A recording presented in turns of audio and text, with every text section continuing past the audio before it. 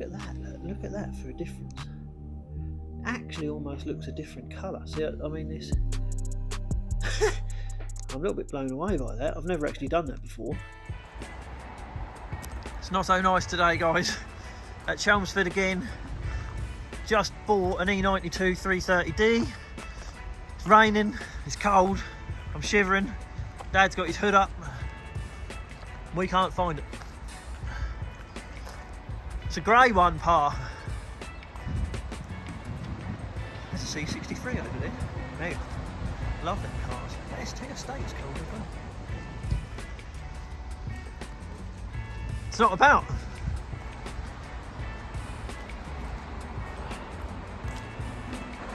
That A1 there just went through.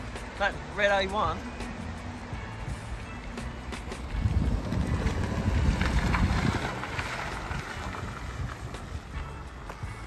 There's an old MR2 up here, Mark 1.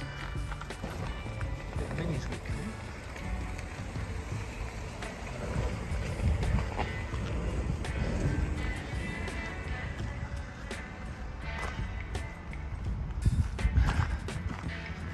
Look at that, look. What a cool little thing.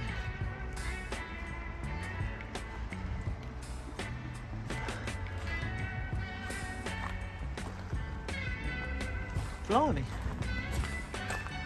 This thing's immaculate.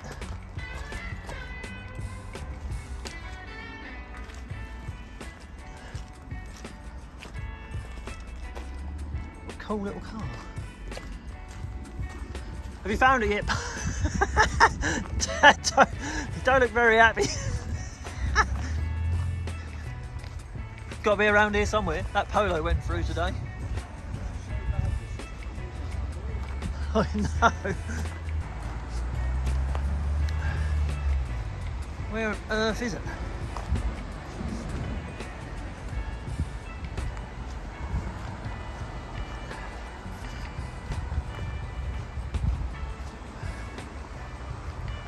I hope that's not boxed in.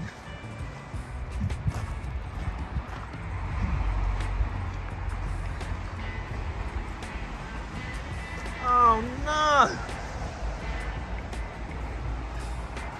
What is it doing over here? Oh, that's alright. I can get it out. Here it is. That's a good looking car, that.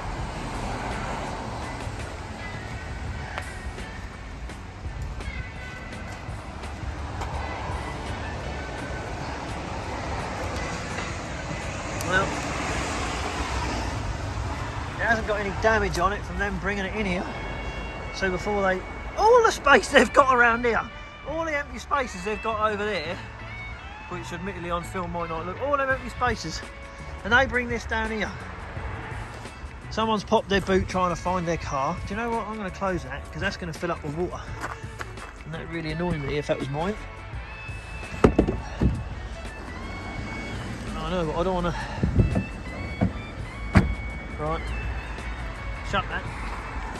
Right. Let's get on the BM. Don't know where my dad's gone. I don't know where he's gone.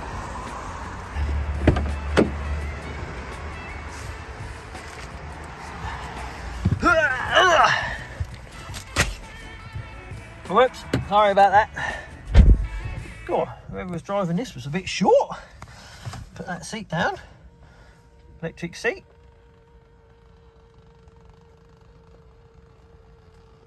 Marvellous.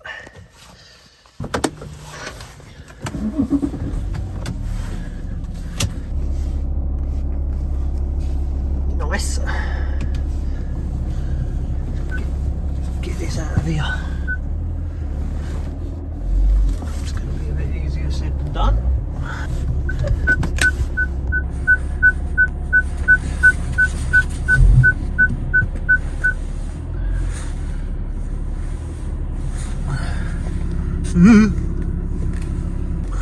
Let's go find me dad. Where is he?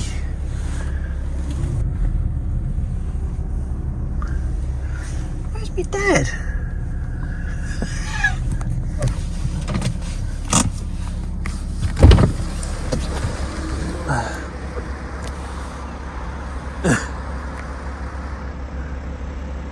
There he is.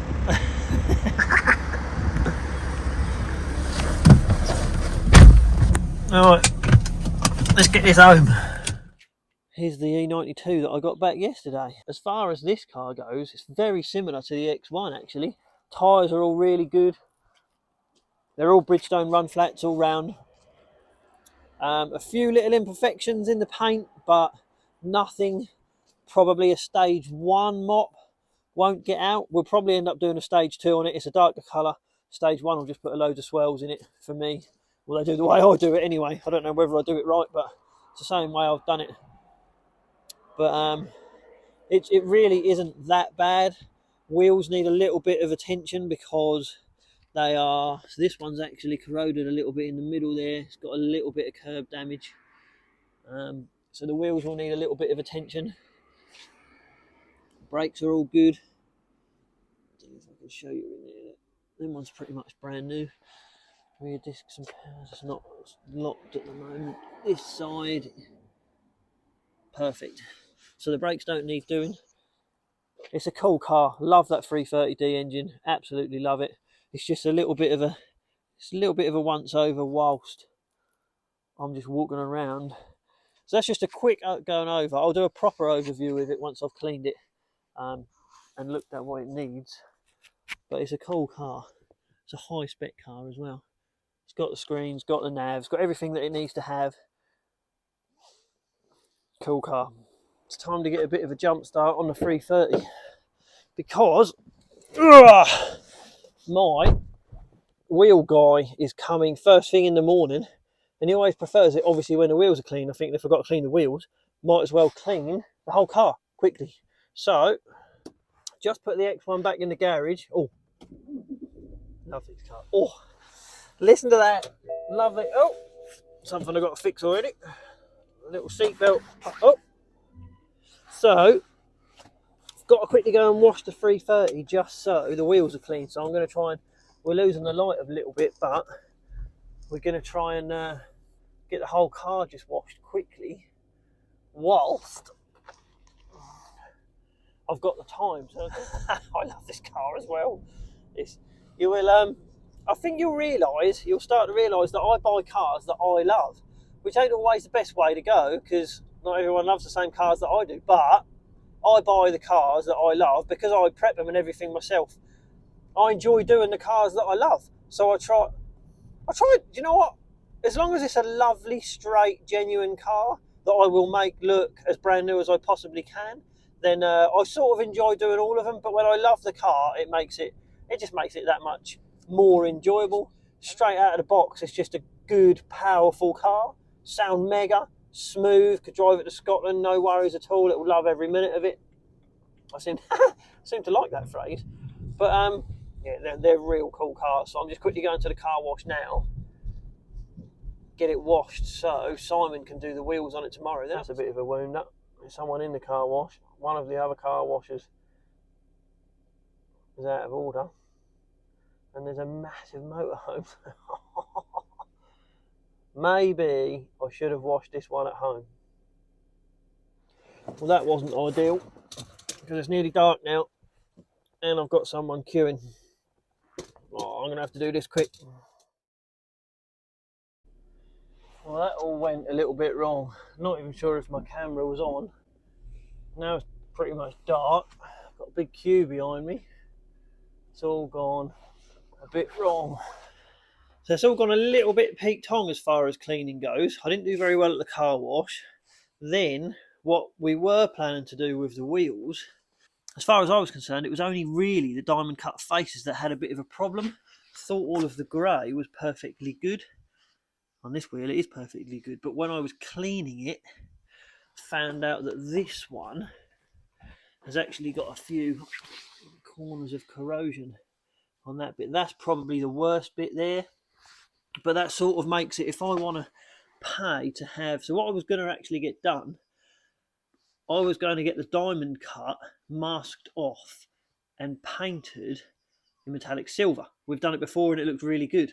And I don't lose the car for a week whilst it's up on axle stands getting the wheels completely redone. The problem with that is some of the inserts, the sort of the grey inserts aren't perfect. So even once I've paid for the wheels to get done, they won't look perfect, which doesn't really make a great deal of sense. So what I'm actually going to do, which is going to sound really odd, I'm actually going to advertise the car exactly as it is, and then when someone comes and looks at it, I'm going to give them the option, if they want to go through with the purchase of the car, I'm going to give them the option of how they would like the wheels redone.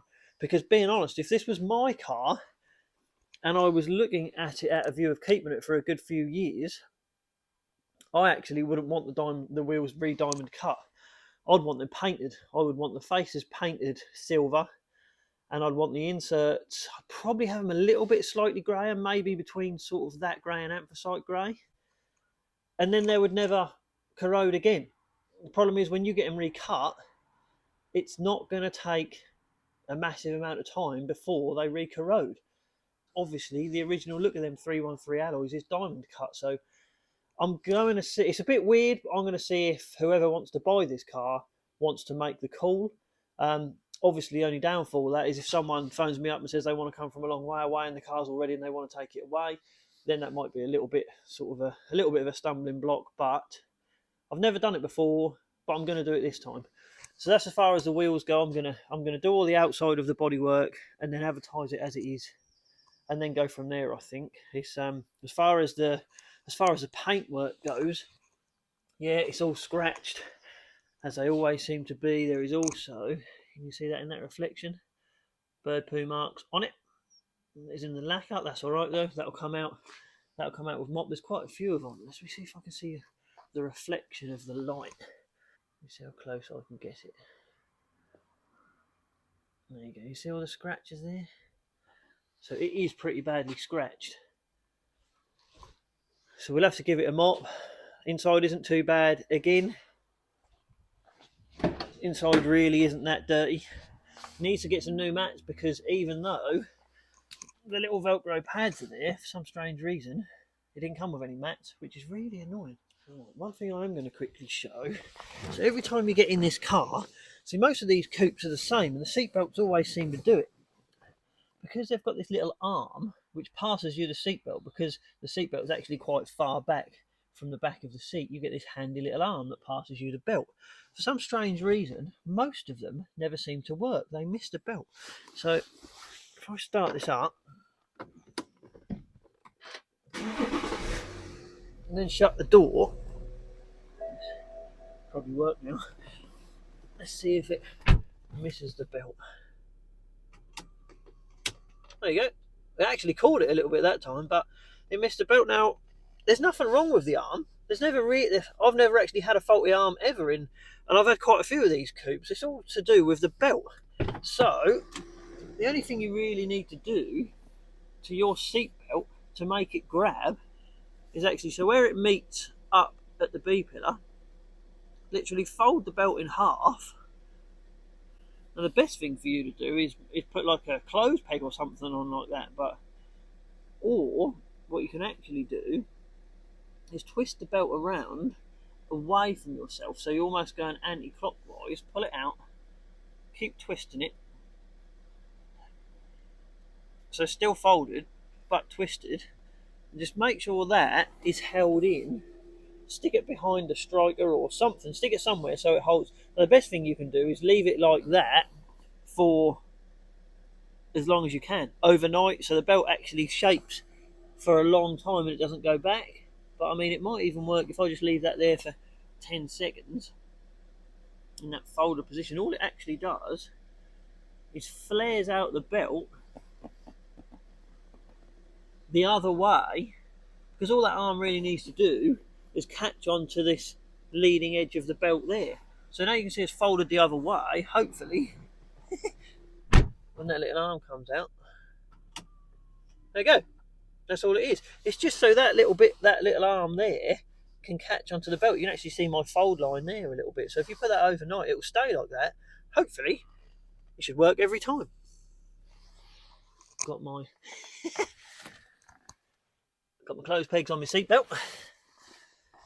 But that's pretty much it. I think what I'll do, I'm going to give it a quick tar and glue. The side of it really isn't that bad with tar. It doesn't need, this one doesn't actually need claying. And it really doesn't need that much of a yeah, it does. Right, didn't it? Okay. Well, the bonnet looks even worse when you get it in that light. Can we do it in that light? Oh, look at the scratches. Oh, it's really bad. I'll tell you what, I'll do a half and half when I've done that, and you'll see the line. Down the sides of the car, there is one dent in this door. Let's see if I can zoom in on that dent. There it is. You can see that in the reflection of the table. So there's one dent in that door which Brian will get out. But that is it. The rest of the car is pretty damn straight. But I think I'll do a quick tar and glue, then I'll start mopping it. Right, so first things first. I'm going to go around and see with my tar and glue. But I'll tell you what, this car has got such minimal tar on it, honestly. Oh, there's a bit. Where is that? It's like trying to look for a bird in binoculars. Where's it gone? Right, I'm going to put my finger on it.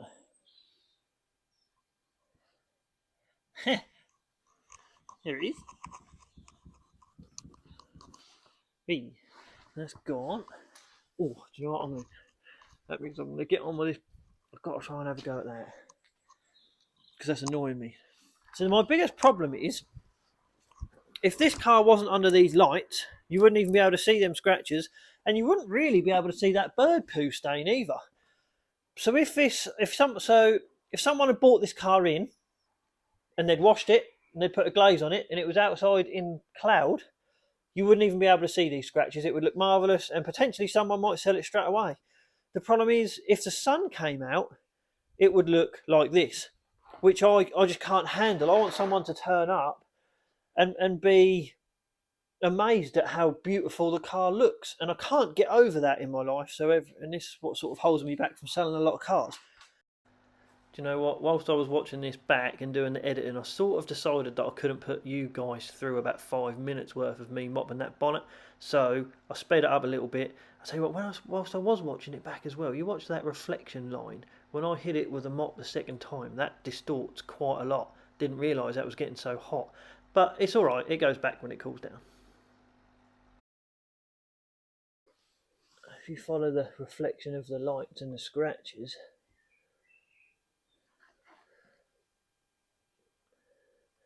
there you go. You see all the horrendous scratches stop. They've all stopped on this section here where I've just mopped. That section right there, all the scratches just stops right there. And if you look to the section to the left of it, scratches are horrific. That is the problem that I have. I know how much difference that will make doing that. And obviously once I've done the whole bonnet, it looks so good. It makes me want to do it to every car. It's just not good for the amount of time it takes to prep each car. That's all. I apologise if it sounds like I'm complaining, because I know it's my fault and I know I'm being over fussy. But it's such a beautiful car that it deserves to be done. To be fair, someone could just buy the car. I could spend an hour cleaning it, sell it, and someone could buy the car and get it detailed, and they'd do a better job than what I would do. But I sort of like someone to turn up and think they haven't got to do that, and I love doing it. So I'll carry on. There you go. Look, here I am again, mopping the bonnet. Do you know what? I think you get the gist. Hold on, let's stop it. There we go. So that's the bonnet all done. I would say that's an improvement of about 50% scratch wise. It's not completely corrected. That would take me hours and hours, but it now, if you saw this in the sun now, you wouldn't stand there and think, cool, that's really bad to scratch. It looks really good. It will. I'll do another layer of a rotary polish with a slightly lesser compound after this as well. But as far as the major correction, as far as I'm going to go doing, that's done. And I think it looks way better now. If it rained now, or it'd beat up lovely, it would run off. It would already. That's a massive improvement. So now I've just got to do the rest of the car, which is going to take a long while, especially the roof. So I'll come back when it's all done. So that's one side done. That side's done. Do you know what, the tailgate is so bad, I thought I'd put a bit of masking tape halfway across it so you can see, because I've done that side of the tailgate. Do you know what I could do?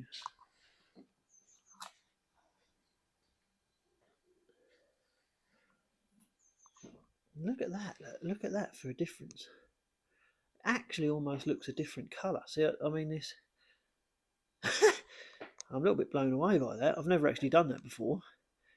Because usually I just polish cars. I'm not a detailer by any means, but it actually makes that look like a different colour. It's so badly scratched.